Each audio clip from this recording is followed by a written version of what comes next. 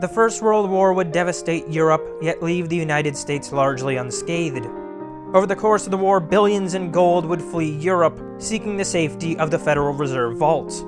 Even after the war, and into the 1920s, as European economies had become so degraded, only barely limping out of the war, capital sought refuge in the United States. While Europe was in shambles, America's economic machine roared ahead. If you wanted a return on capital, it was in the United States. Throughout the course of the war as well, American and British elite had grown closer. Many within Woodrow Wilson's circle had grown quite close with those in London, including some Fabians. Meanwhile, though this was certainly not all of them, many within Wall Street too had grown increasingly close with the city. Bank of England Governor Montague Norman and Federal Reserve Bank of New York Benjamin Strong would work together in an effort to address the capital imbalance between the United States and Britain. Norman wanted to restore Britain to the pre-war gold standard that it had, and to do so at the historic exchange rate of $4.86. Yet as the 1920s went on, flows of gold from Britain to New York remained continual. Norman and Strong would work quite closely together. Using the power of the New York Fed, Benjamin Strong would take the superior US rates and artificially depress them, incentivizing capital away from the United States. Meanwhile, Montague Norman attempted to push up British rates. This would have an additional effect, as credit had become so artificially cheap in the United States. American consumer credit would explode over the 1920s, and many would begin to enter into the US stock markets, using very high leverage. This would lead to a financial and economic boom throughout the decade, a time coming to be remembered as the Roaring Twenties. Yet in 1929, this would come to a screeching halt. A precise analysis of the causes of the 1929 crash and the subsequent Great Depression can get extraordinarily dense. Yet on the highest level, American rates had been artificially low for too long. Credit had become far too cheap, and all of that enormous supply of gold and capital that had come from Europe after the First World War began to get recalled, and thus capital outflows leaving the United States, coinciding with a need for an increase in US rates, led to a perfect storm. With the 20s roaring to a halt, the character of the 1930s would be quite different. As Franklin Roosevelt would ascend as the United States president and kind of king, he and many in his sphere would take the position that the crash and Great Depression showed weakness in the Federal Reserve network. The 12 regional banks often fought with each other, and they really weren't able to act decisively. Particularly within the belief set of progressivism that Roosevelt held, he was of the opinion that there should be a much more strong central apparatus. The banking acts would be sweeping throughout the 1930s, adding an enormous slate of regulation and creating new regulatory bodies. And in the case of the Federal Reserve, the 12 regional banks would be centralized under the Board of Governors, and the once relatively unimportant position of chairman suddenly became one of the most powerful men in all of American finance. This new Fed would be empowered with the Federal Open Market Committee, given far more power over interest rates, and sweeping powers to operate within financial markets. Its new task was to backstop and monetize government debt. Throughout these years, a new belief set would begin to seep into Western financial and political elite circles. The economic philosophy of John Maynard Keynes. The British economist and Bank of England official would propose a theory that the economy is driven by aggregate demand, and when aggregate demand dropped, a recession ensued. He would argue that the assertions of classical economics had a fundamental flaw, a flaw that would be termed the sticky wages flaw. In classical models, during a recession, it was expected that wages would drop, yet he would argue that wages were sticky and were quite slow to fall. Thus, in a recession, businesses would first cut capital expenditures, and then, as conditions persisted, slow hiring, ultimately laying off workers, and thus unemployment would rise before wages would ever fall. The Keynesian assumptions would lead to one ultimate conclusion, that the best way to manage economic cycles was to act with counter-cyclical fiscal policy, that governments should run deficits during recessions and surpluses in expansions. Thus, in economic boom times, they would pay down the debt. This would slow down economic growth, causing the economy not to heat up too much. And in times of economic crisis, the government should go deep into debt, using deficit spending to spur on the economy. There's something that's quite balanced and pleasing about this idea. The idea that when the ship leans too much one way, you should rush to the other side. Balance it out. The only problem is how do you do that? It requires a rather omnipotent Fed and a quite brilliant government, which you're probably not going to have. And also, just zoom out for a second. Just think about this from a big picture idea. Imagine that you're in a country with a poor economy. I came along and said, do you know what your government needs? More debt. Yeah, that's gonna fix it. Now, in some cases, this can work, but empirically it's a lot weaker than the model suggests. You also run into a real problem with the Triffin dilemma, which we will visit soon. And also take the inverse. Say you're in a time where things are going great. Everyone's hiring, everyone's making money, they're buying nice houses, everyone's having a great time and the economy is doing well. You're prosperous and building and innovating. And then someone came along and said, this is a little too nice, don't you think? What? You know what would make the economy better? What if we made it a bit worse? That's the argument. In the 1930s, however, and particularly with Fabians and progressivists, the idea of trying to engineer the economy into never having booms and busts was the fantasy, and thus, it caught on big. In the Second World War, Britain would lean much more heavily on the Bank of England, and a much more centralized effort would be affected. Meanwhile, in the United States, under Roosevelt's progressive model, the industrial machine was cranked up to a ludicrous degree. The machine of American industry was just on fire, and it was becoming clear that this was to be the new model. In 1944, the Allies would meet to plan the post-war monetary order. Meeting at Breton Woods, they would agree that the dollar would act as the global reserve currency, and that the dollar would be pegged to gold at $35 per ounce. It would further be agreed that all currencies would then be pegged to the dollar, and that foreign central banks could exchange US dollars for gold. And so, as the world left the Second World War, this now even more integrated Anglo-American establishment, operating under this heavy state model of progressivist, Fabian, Keynesian managerialism, the new global order was set up. This would be a system of international bodies, international rule, and the dominance of international finance. And as the 1940s came to a close, it was quite clear that the dollar would be the world's money.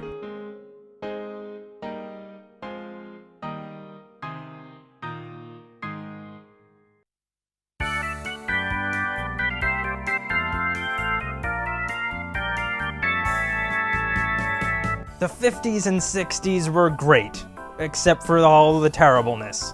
So, the new Bretton Woods order chugged on forward. Meanwhile, as the Cold War became the concern, the Soviets, weirdly late in the process, became concerned that the United States might freeze their assets should anything escalate. And so they began deposit holding their US dollars in European banks, particularly those in London, a city that's supposedly in a country that was just at odds with the Soviets, which begs some questions. And so, dollars began to leave Fed jurisdiction. Prior to this point, there had been a very minimal capacity for London banks to issue US dollar credit, something tightly under the parameters of the Marshall Plan. But after all of these Soviet dollars began flooding into the city, London bankers began to realize that they could make a huge market in offshore dollars. And so they started making tons of dollar loans. Loans outside of Fed jurisdiction, which meant they could do it on whatever terms they wanted, because why would the Bank of England care? They worry about pounds, and with whatever reserves they felt were necessary, which I'm sure the London bankers are going to be responsible. And so a new market for dollars was born. One little hiccup. Remember how the dollar was pegged to gold, and foreign central banks could convert their dollars for gold, and remember how we discussed that Banks issuing credit like this meant that they were making new money. This sort of feels like goldsmith bankers, but this time with America's gold, because that's exactly what happened. So let's go back to that lineage of merchants that we've been imagining. You're sitting in your London home, which is now in a tower, and your bank has been issuing enormous amounts of US dollar credit, and so you have many US dollars. Okay, under this current regime, why are these dollars valuable? Well, because they can be converted for gold. And so you feel that you have great wealth because you have many receipts for American gold. Receipts that you printed. And of course, it was pretty easy when you could set whatever reserve requirements you felt like and whatever interest rates suited your purposes. But you think, that's fine. By 1971, it was not fine. Throughout the 1960s, the United States went deep into debt. The Vietnam War required enormous expenditure, and Lyndon Johnson wanted to give progressivism another go, leading to monetary expansion and inflation. As the Great Society had spiraled out of control, inflation was high, and the economy was beginning to teeter, French and German bankers rushed to convert their dollars for gold. Alright, so now imagine you're Richard Nixon. You have been informed that banks in Europe have printed up their own dollars, and that they would like to convert those dollars for gold. Are you gonna give it to them? No. And so, in 1971, Richard Nixon suspended gold convertibility. This did stop the immediate problem. But a new problem was created, as now we're back to that circular problem. As now the dollar was backed by... trust us. Well, the 1970s were not good for the economy. Throughout the 1970s, the United States would spiral into stagflation, particularly exacerbated by shocks in the oil supply, due to what I'm certain is unrelated unrest in the Middle East. As the United States would trudge through this economic malaise, Fed Chair Paul Volcker would decide it's time to be bold. He would shift from a philosophy of managing interest rates to one of managing the money supply, hoping to address inflation. Yet since interest rates are now on the back burner, that allowed him to raise rates as high as they needed to go, which by 1981 meant 20%, which let's just math out what a 20% return on capital is. Let's just imagine a world where you can get a 20% return on your capital. You're a young guy beginning to put stuff away for retirement, but you're extremely lazy. So you put aside $1,000 and never bother to do so again, just leaving that $1,000 in there for 40 years. If you were able to compound at 20% per year without adding one single more dollar to this, you would be able to retire with around $1,470,000. Now, of course, no financial system can operate on this. And as we all know, rates did not stay this high. But the inflation problem did begin to go away. And as the United States entered into the 1980s, a new period of deregulation and the empowerment of capital led to an economic boom.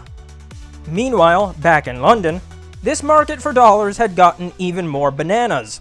This offshore dollar market, the Eurodollar market, was the basis of all global finance. As now the dollar was a fiat currency, the London bankers were going across the planet issuing US dollar loans. And so the dollar really wasn't America's currency, it was a currency with the letters US at the front of it that was used for international investment. And who was in charge of the dollar? The banks who issued dollar credit.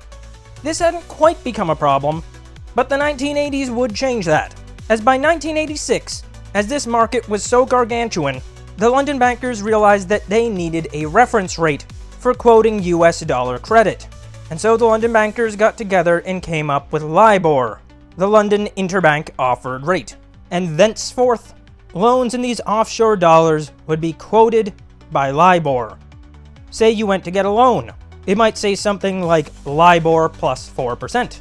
This, of course, meant that the London banks who got to say what LIBOR is were actually the ones in charge of what US dollar interest rates were. Alright, so why do loans in London and Hong Kong and everywhere that isn't the US matter? This is the US. Well, the United States didn't come up with a different one. And so, just about all of the credit in the United States was also based off this rate. Thus, if you were an American who applied for a mortgage, your mortgage rate would be whatever the London bankers say it is, plus some percent, which means the Fed doesn't decide rates. Now, imagine this scenario. The Fed decides to raise interest rates. It raises rates by 3%. Meanwhile, in the offshore banks, this 3% interest rate increase is causing serious problems, because since they've been able to lend on whatever terms they feel like, naturally they've become far more over-levered, and so this rate hike hurts them more. Thus, they are going to increase LIBOR by much more than 3%. Now, since in the United States, everyone besides the Fed is using LIBOR, that meant that everyone's interest rates in the United States went up by that much higher amount that the London bankers said. And so the Fed would have to drop rates. This was a bit of a problem. But the 80s and 90s were fun for finance, except for the crashes. Well, maybe especially the crashes. The entire world entered a capital binge. Globalization would be an enormous boom to the economy, well, to the financial economy, well, to the certain echelons of the financial economy. Globalization was good for China and London. But Walmart had cheaper TVs, so there you go. Enjoy your slop, plebs. But since interest rates were always dropping, it was fine. Everyone was getting rich except for the people getting poor. Until the inevitable happened. The Great Financial Crisis around 2008 would lead to waves of new financial regulation. The era of central bank dominance, or kinda dominance, would end, being replaced with the age of central bank coordination, centered around the Bank for International Settlements and the Basel system. The US Federal Reserve would introduce a quantitative easing policy. There would be some bailouts in the United States, a fair amount of forced purchases of distressed firms, and the Fed's liquidity facilities would bail out all of the other banks in the world that were way more levered and much more stupid. Why would they do that? Well, because of this era of capital dominance, everyone with any power liked the system as it was, so they would. And in trying to figure out how to deal with this crisis, the solution was to make interest rates even lower, sometimes zero. It would get so nuts in some parts of the world, like Germany, that there were negative yielding government bonds. Why would anyone buy a negative yielding government bond? Well, the standard financial answer is that people are buying them hoping to get a return from duration, a return on price change in the bond, and not from coupon payments. Yet the much more realistic answer is because the government of Germany forced them to buy them. Many institutions in the country are required by law to purchase their bonds. Because why in the absolute hell else would you actually buy a negative yielding bond? And so, with the Fed's liquidity swap lines bailing out the central banks and large banks of the world, interest rates nearing zero, and the world limping out of the financial crisis, the world had entered the first great ZERP and NERP. Yet there was a concern. What are we going to do if there is ever another crisis? What, make interest rates go to negative 5%? This was really it. There was nowhere else to go. The post-war financial system had become simply too insane.